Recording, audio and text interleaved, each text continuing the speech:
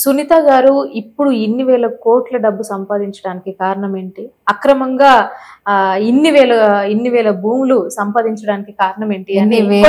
కొన్ని ఆరోపణలు. ఎన్ని వేల ఎకరాల భూములు, ఎన్ని వేల కోట్లు, ఎక్కడైనా అడ్రస్ ఉంటే చెప్పండి, తెచ్చుకుంటాను. ఎందుకంటే నేను మొన్న ఎలక్షన్స్ అప్పుడు నా దగ్గర ఉన్న డబ్బులు సరిపోక నేను బయట నుంచి కూడా ఖర్చు పెట్టుకున్నాను. ఆ తెచ్చిన వాళ్ళకి ఇవ్వలేకపోతున్నా ఇప్పటి వరకు. మరేంటి ఇప్పుడు యాదగిరిగుట్టలో సగం వరకు మీవే భూములు ఉన్నాయంటున్నారు? మావే భూములు ఉంటే చూపించండి అమ్మా.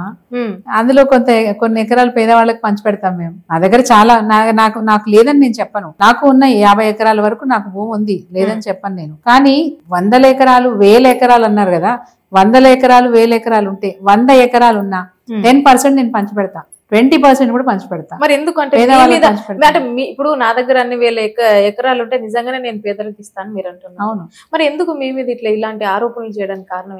అవతల వ్యక్తి గెలవాలంటే మన మీద ఏదో ఒకటి బురద చల్లాలి. మా దగ్గర ఎటువంటి లోపం లేదు, ఉన్న విషయం చెప్తున్నాను, ఉన్నట్టు చెప్తున్నాను. మేము ఎక్కడ అవినీతికి పాల్పడలేదు, ఏ అధికారిని బెదిరించలేదు, ఏ కాంట్రాక్టర్ని బెదిరించలేదు. అందరినీ సమన్వయం చేసుకొని పని చేసుకున్నాం.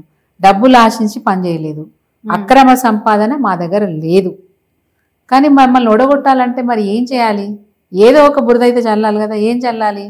బాజాప్తా నా మీద పోటీ చేసిన బీర్లలే ఈరోజు గెలిచిన ఎమ్మెల్యే గ్రామాలలో ఆయన స్పీచ్లలో మాట్లాడిన మాటలే చెప్తాను. ఇప్పటికీ 7 ఇండ్లు ఉన్నాయి ఆమెకి, 3 ఫామ్ హౌస్లు ఉన్నాయి ఆమెకి. 2 సార్లు గెలిస్తే ఇంత సంపాదించుకుంది, 3వ సారి గెలిస్తే హెలికాప్టర్ కొంటది.